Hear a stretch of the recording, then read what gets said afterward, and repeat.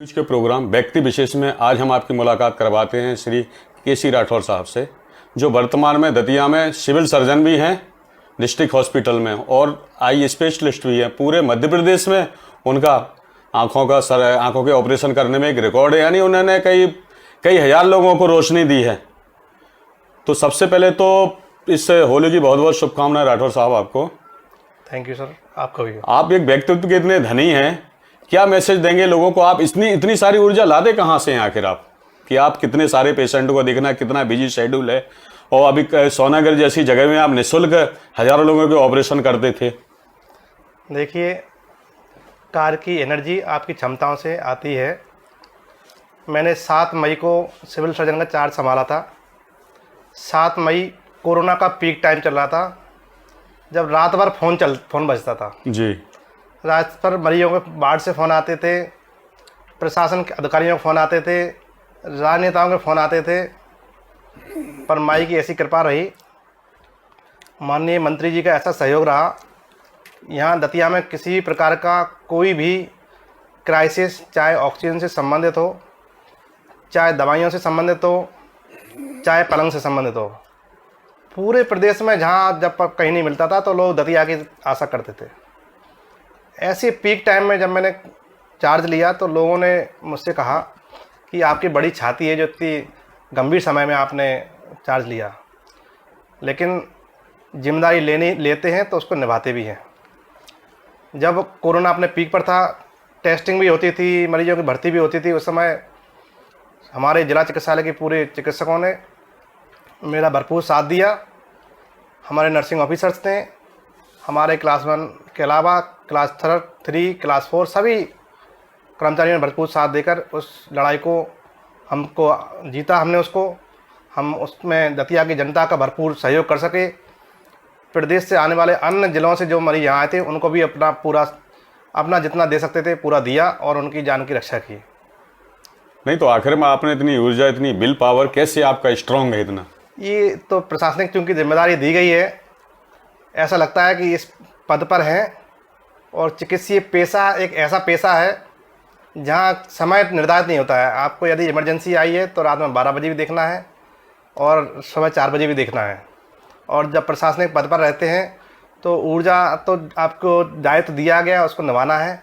और जनता के द्वारा जो सहयोग हमको मिलता है, हमारे माननीय मंत्री जी के द्वारा जिस प्रकार की वो देखकर, हमारी क्षमताओं को देखकर जो जिम्मेदारी दी हमको, उसको लेकर ऐसा लगता है कि कहीं ना कहीं हमारा नाम, जिला चिकित्सालय का नाम खराब ना हो, यहाँ की अच्छे मैसेज पूरे प्रदेश में जाए, ऐसी बातों से ऊर्जा मिलती है, ताकि हम अपनी जो गरीब जनता जिला चिकित्सालय में आ रही है उसको अच्छे मन से सर्व कर सकें, अच्छे तन से सर्व कर सकें, उनको स्वस्थ कर सकें।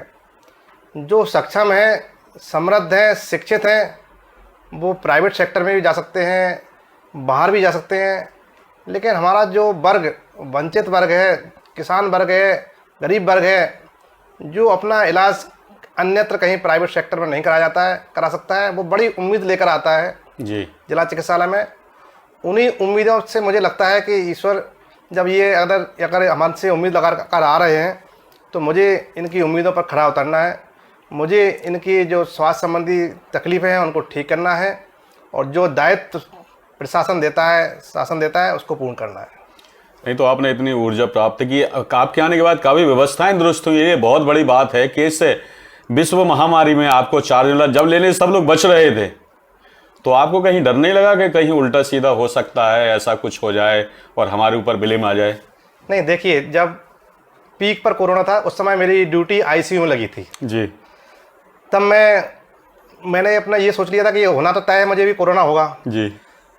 ईश्वर ने कभी ऐसा मौका दिया है, सर्वोच्च बलिदान भी अगर चाहता ईश्वर तो हो सकता हो जाता जी। फौजी जब वहाँ पे खड़ा रहता है बॉर्डर पे, तो ये सोच के तो जाता नहीं है कि मेरा आज कौन सा दिन होगा, हो सकता है उसका अंतिम दिन हो। तो इसका मतलब क्या, वो देश की रक्षा नहीं करते जी।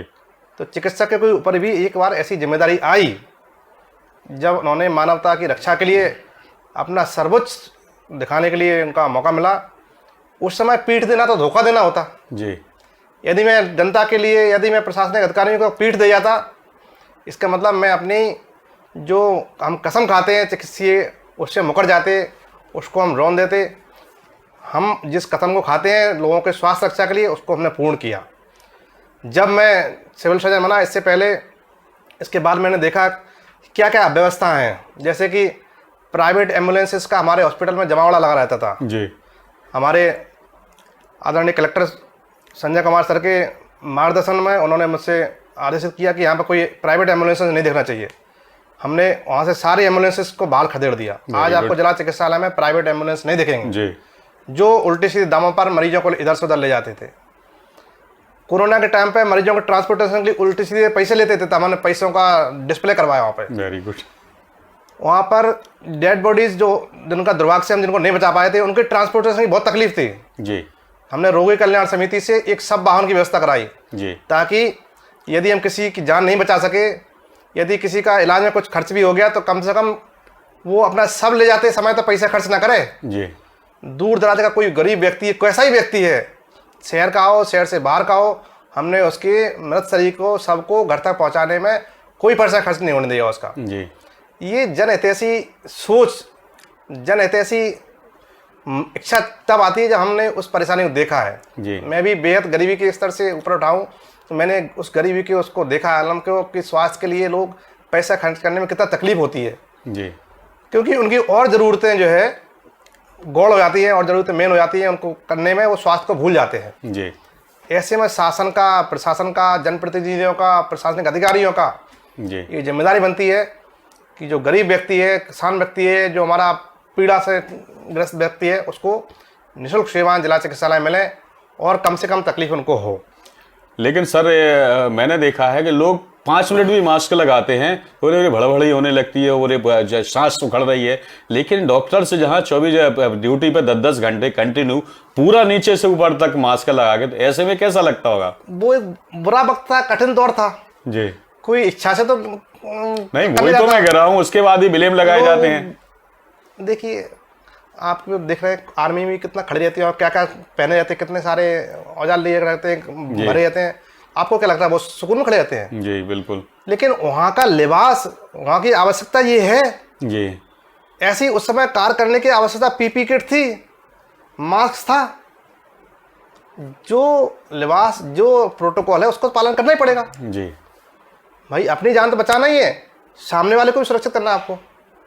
तो ये पेशा ऐसा था, चाहे वो मास्क लगाने से संबंधित हो, चाहे वो पीपी किट से संबंधित हो। ये माना मैंने कठिन दौर था, इसमें हमारे कुछ चिकित्सक साथी सर्वोच्च बलिदान देकर चले भी गए, मैं उन सबको नमन करता हूँ। जो चले गए आज हमारे बीच में नहीं, मैं उनको प्रणाम करता हूँ, लेकिन जिनने बहुत मेहनत करके सबको बचाया, बहुत लोगों को बचाया, उनको भी बधाई देता हूँ। नहीं सर, इस बार तो आपने रिकॉर्ड तोड़ दिया चिकित्सा वर्ग ने कि इतनी जल्दी रिकवर हुआ।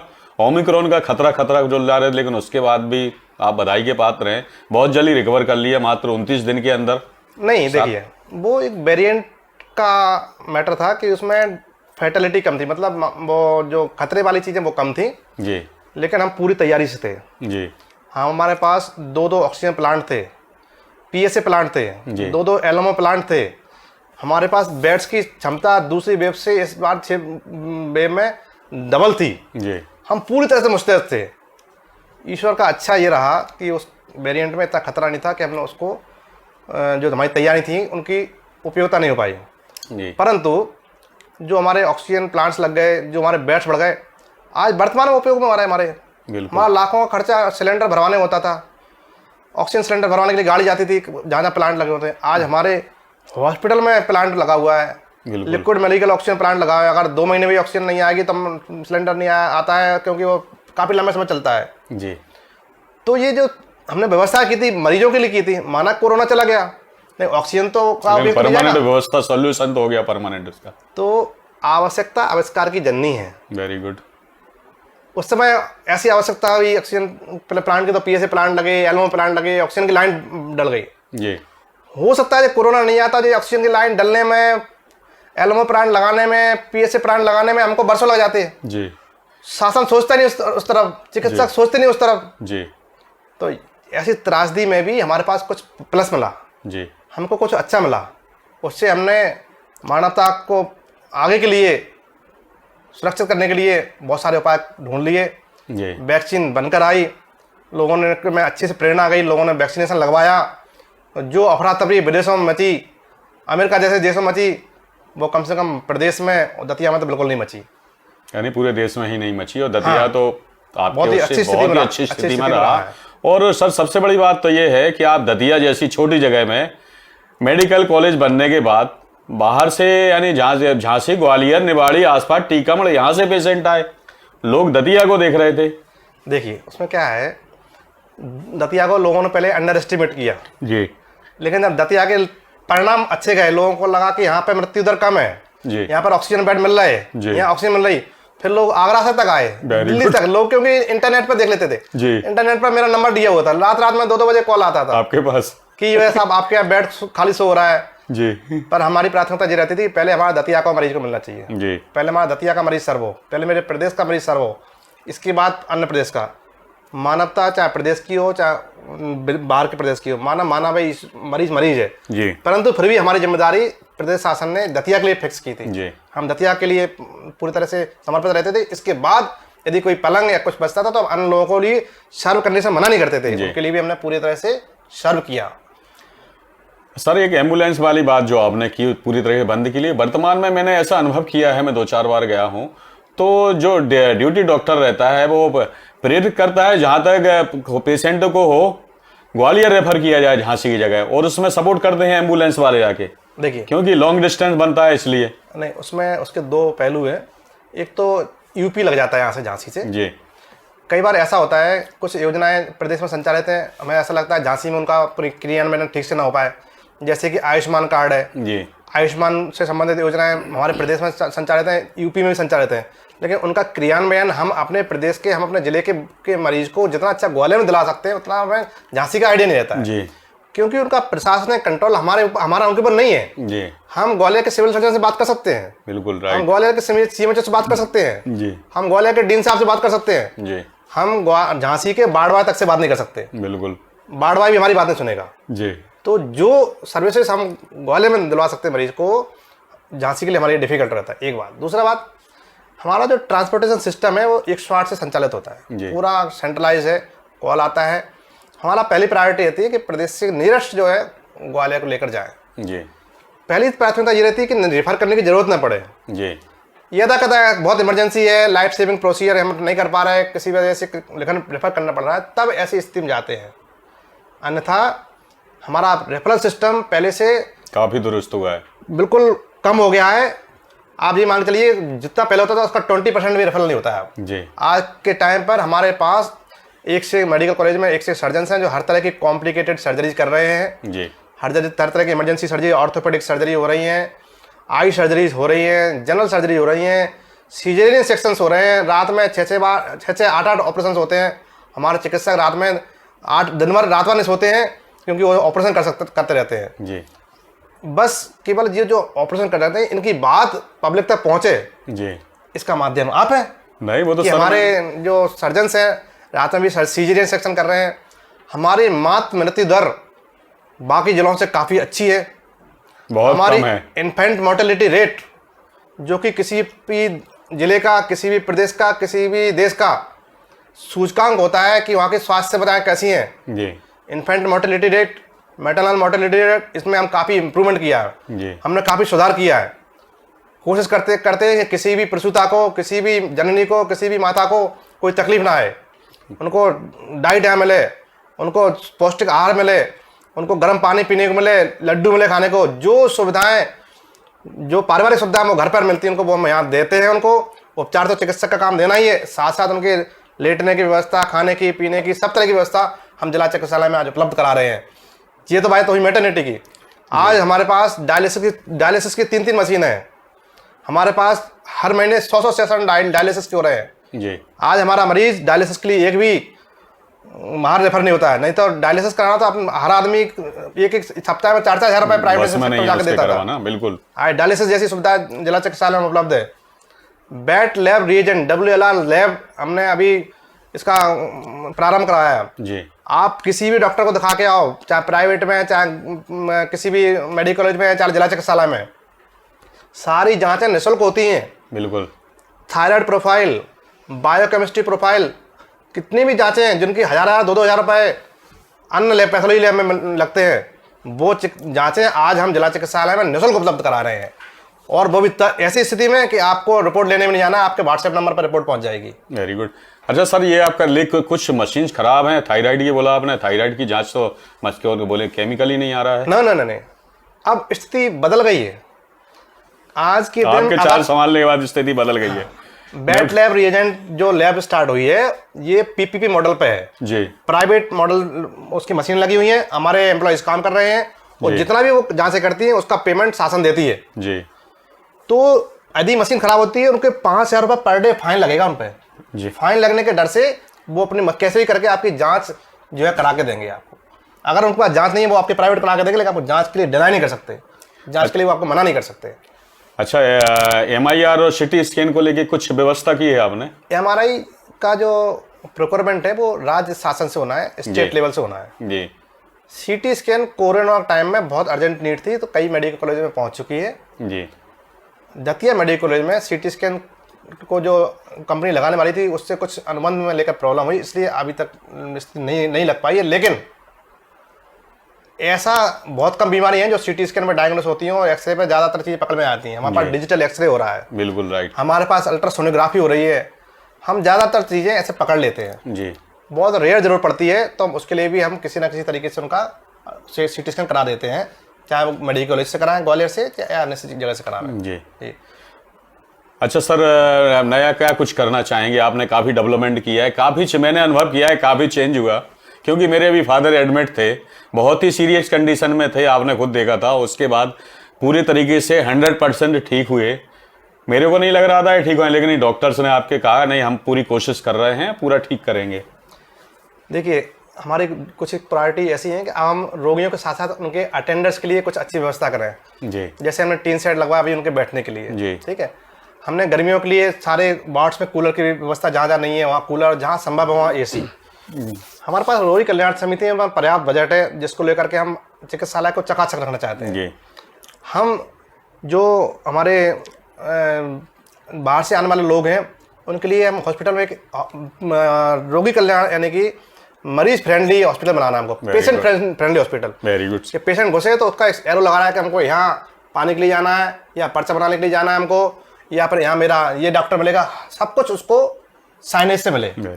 तो बेहतरीन साइनेज की व्यवस्था करना हमारी ये प्रायोरिटी है 1 नंबर जी। हमने एक बहुत बड़ा RO प्लांट लगवाया अभी, जहाँ पर आपको ठंडा पानी भी मिलेगा, गर्म पानी मिलेगा, पूरा RO से। यहाँ पर जब छोटे छोटे RO वाटर लगते थे तो वो ब्लॉक हो जाते थे, हमने बड़ा सिस्टम लगा दिया है, अब वो ब्लॉक होने का सवाल ही नहीं जी। लोग पीने के लिए बोतल लेके आते थे, हमने उस पर लिखवा दिया कि ये शीतल जल है, यहाँ पे आप पीजिए, और RO युक्त पानी है। आप अभी जाके देख लीजिए मैटरनिटी विंग के बगल से कभी भी 24 घंटे आपको RO युक्त पानी मिलेगा। तो बढ़िया और अच्छी कुर्सियाँ डलवानी हमको 3 सीटर, ताकि अटेंडर्स सुकून से बैठे।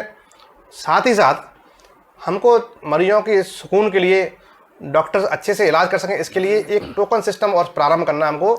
जो पर्चा, जैसे ही मरीज का पर्चा बना, भर्ती का पर्चा बना, उसमें साथ में एक टोकन भी दिया जाएगा ताकि वो अटेंडर लेके जाए और एक अटेंडर मरीज के साथ में रहे जी। एक ही अटेंडर रहे और भीड़ ना हो, ताकि जो मरीजों को लगने वाला इन्फेक्शन उसमें कमी आए जी।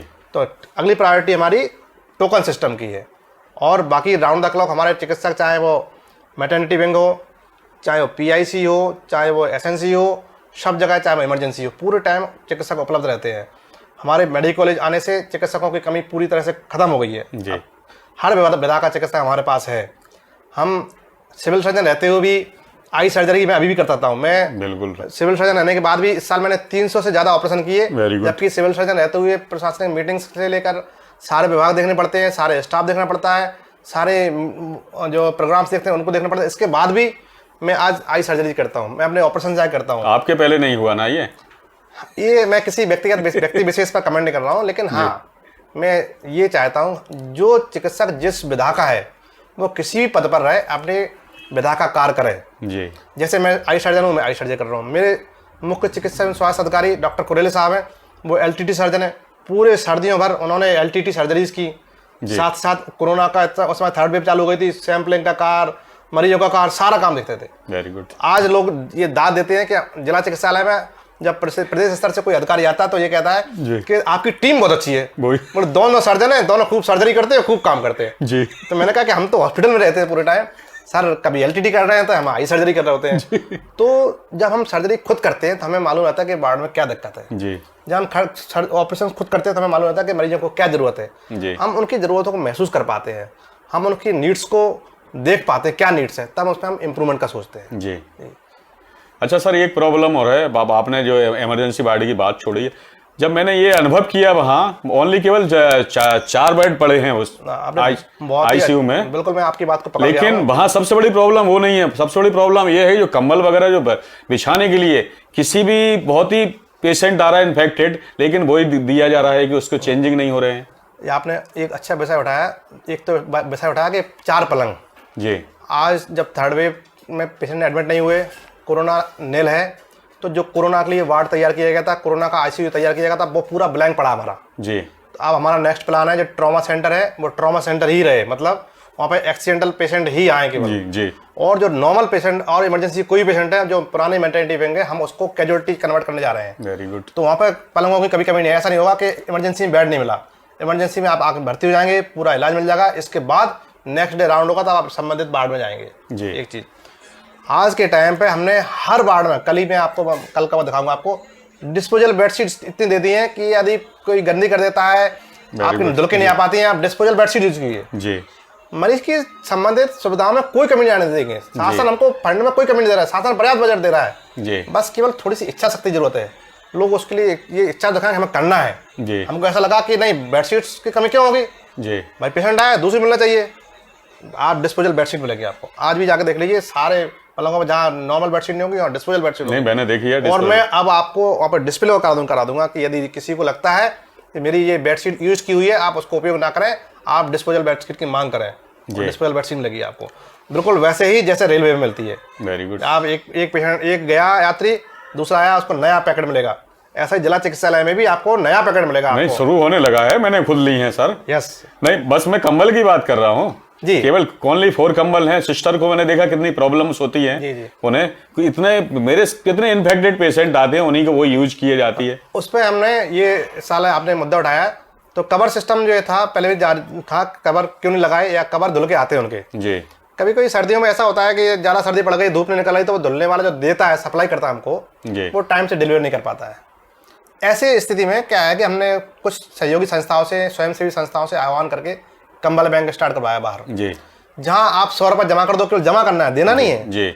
जमा कर दो, कंबल ले आओ, उपयोग करो, उनका लौटाओ, वो आपको 100 रुपये वापस कर देंगे। जी। 100 रुपये इसलिए ताकि लेने वाले को ये फिक्र रहे कि मुझे लौटाना है, वापस करना है। उसकी समस्या का समाधान मैंने इस बार ये किया था। जी। सर, हाई न्यूज के माध्यम से क्या मैसेज देना चाहेंगे? आपने काम बहुत अच्छे किए हैं, फिर भी दतिया की, खास करके दतिया की जनता से क्या अपील करें, क्या मैसेज देंगे? देखिए, जिला चिकित्सालय में जो भी मरीज आते हैं, धैर्य से और विश्वास के साथ आएँ। हम चिकित्सकों में विश्वास रखें। बहुत बड़ा चिकित्सालय है, मैं मान सकता हूँ छोटी मोटी कमियां हो सकती हैं, कभी कभी बाहर बैड न्यूज आती है, खराब खबर भी आती है, तो आप उस खराब खबर तरफ ध्यान ना दें, आप पॉजिटिव चीज़ों को देखें। जी। इतने ऑपरेशन हो रहे हैं हमारे पास, इतने सारे हर तरह के चिकित्सक हैं, आप उनका लाभ उठाएं। हर तरह की मशीनें हैं, आपकी जो भी समस्याएं हैं उनको हल करवाएं, उनका उपचार लें, उनकी जाँचें करवाएं। कोई भी चिकित्सक कोई भी आप परेशान करता है, किसी प्रकार की तकलीफ है, मैं सिविल सर्जन कक्ष में शाम को 6 बजे तक बैठा रहता हूँ, आप वहाँ आके अवगत कराएं। ये एक कंटिन्यूस चलने वाली प्रोसेस है, ऐसा नहीं आज मैंने सब कुछ अच्छा कर दिया कल मैं फिर से आराम से बैठ जाऊँ, नहीं। ये प्रतिदिन नए मरीज आते हैं, नई बीमारी आती हैं, नए स्टाफ आते हैं, तो थोड़ा एडजस्टमेंट में टाइम लगता है या छोटी मोटी दिक्कतें हो सकती हैं, लेकिन बड़ी मेजर प्रॉब्लम किसी को नहीं आ सकती। ये मैं आपसे वादा करता हूँ। और ये मैं क्या, माननीय मंत्री जी, माननीय गृह मंत्री हमारे, जिला दतिया के कलेक्टर महोदय और CMHO साहब, सभी अच्छी से अच्छी सुविधाएं देने के लिए हम सभी को प्रेरित करते रहते हैं, और जो भी हम उसके सामने समस्या रखते हैं वो उसका हल राज्य शासन से करवाते हैं। हमारे लिए ये अच्छी बात है। ठीक है डॉक्टर साहब, बहुत बहुत धन्यवाद जो आपने हाई न्यूज़ के लिए टाइम निकाला।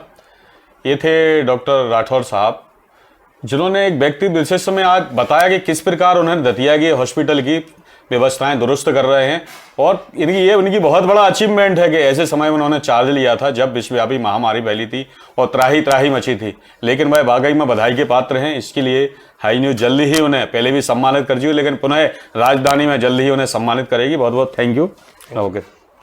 जब झोंक लगा सुगंध उड़ी, मुंह में पानी और भूख बढ़ी, बढ़ा ये हर व्यंजन का स्वाद, मिला है इसमें माँ का प्यार। गोविंद मसाले जो खाने में डाले हैं, आपस में अपनों का प्यार बढ़ा दे रे। गोविंद मसाले, मसाले जो रिश्ते बनाए।